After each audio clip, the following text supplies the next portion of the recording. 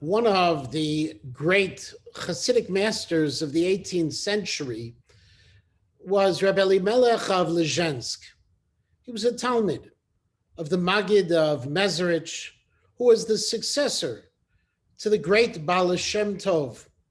And therefore, Rabbi Elimelech was one of the Chevra Kadisha, the third generation of Hasidic masters who spread the teachings of the Baal Shem across Eastern Europe.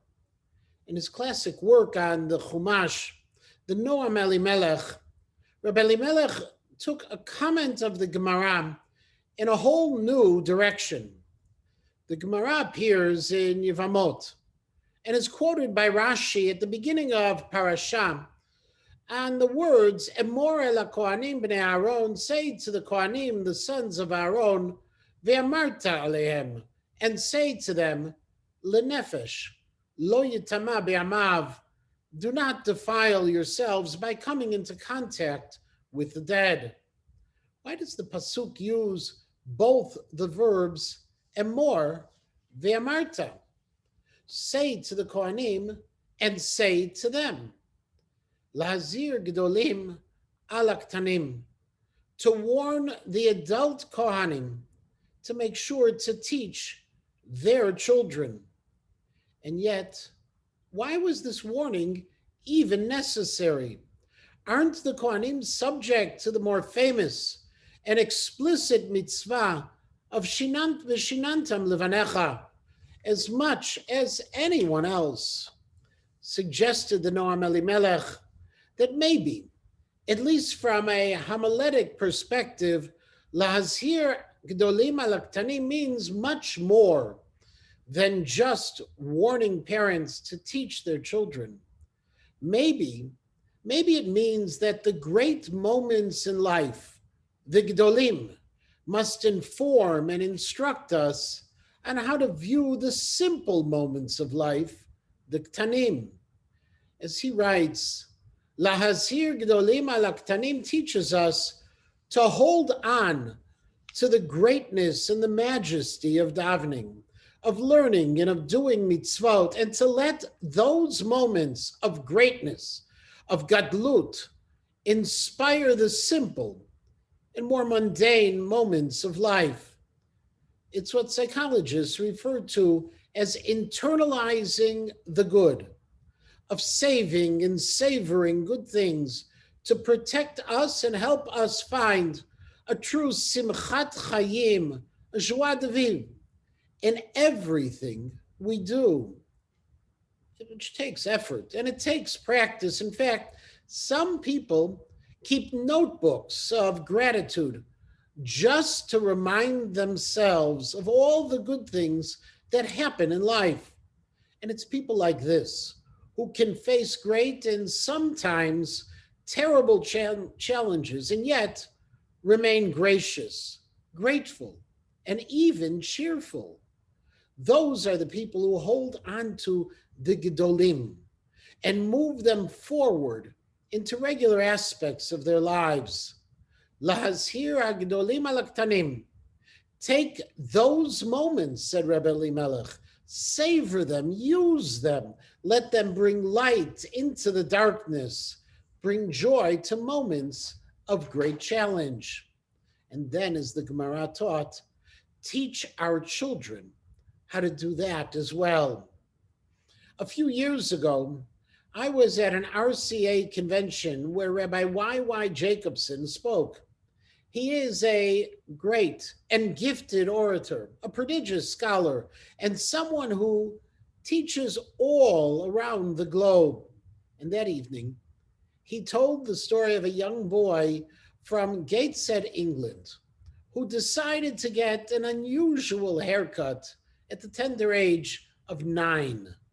The next day, as he walked to school, he was so proud of his new looks and his new locks. His class that day was learning Parashat Vayeshev. And the teacher turned to this young boy and asked him to read and translate the Rashi on the words, V'hunar et b'nei Bilham, that Yosef was serving the sons of Bilham.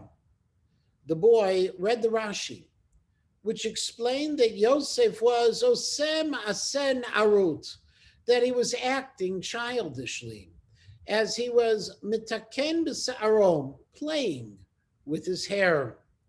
The boy finished reading, and his Rebbe turned to him and said, "Do you see why I had you read this Rashi? It's because it's talking about you. You're that childish little boy, all consumed with his hair." Hearing those words of rebuke, the boy ran out of class into the bathroom, locked the door, and cried for more than an hour. And then he ran home to his father.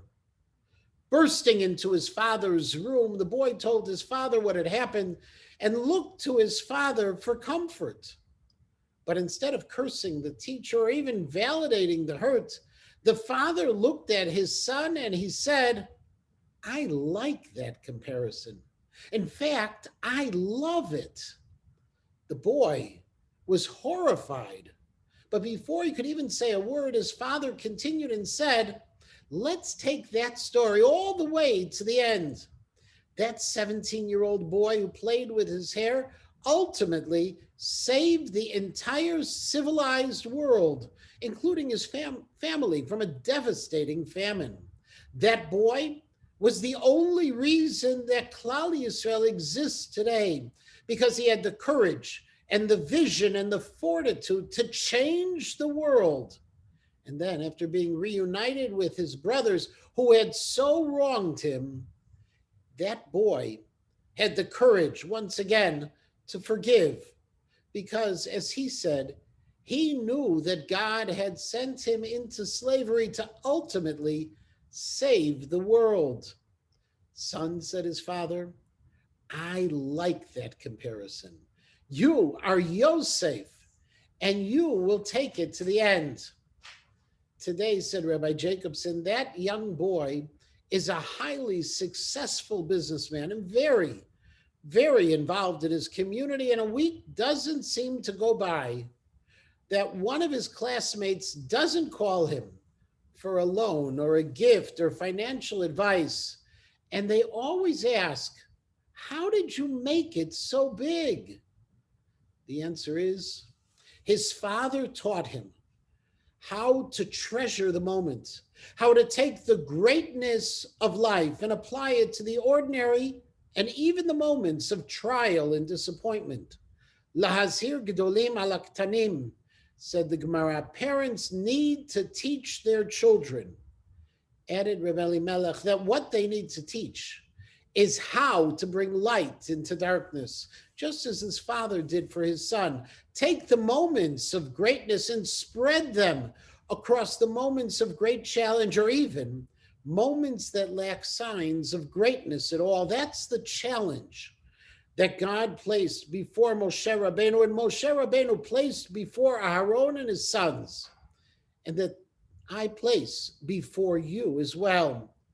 Not only because of tonight's terrible tragedy in Meron, may all who were wounded have a refuah shlema, and may all who lost loved ones, who need a menuchat hanefesh, find those moments of gadlut, those moments of inspiration that existed in their lives to help them overcome their sorrow. But also because, as evidenced in the recent new guidelines of the CDC, we are beginning to see the light at the end of this terrible tunnel of a pandemic. Our communities are reopening, our shuls are welcoming members who are returning, and soon events will resume and life will return to what it had been before the pandemic. And yet before that happens, we have the opportunity to seek the moments of greatness, the light that pierced the darkness and brought us hope this past year, and then use it, lahazir gedolim ala ktanim, as we reimagine life post-COVID. We need to remember how communities came together and find ways in which that togetherness can reappear, not just in crisis, but every day.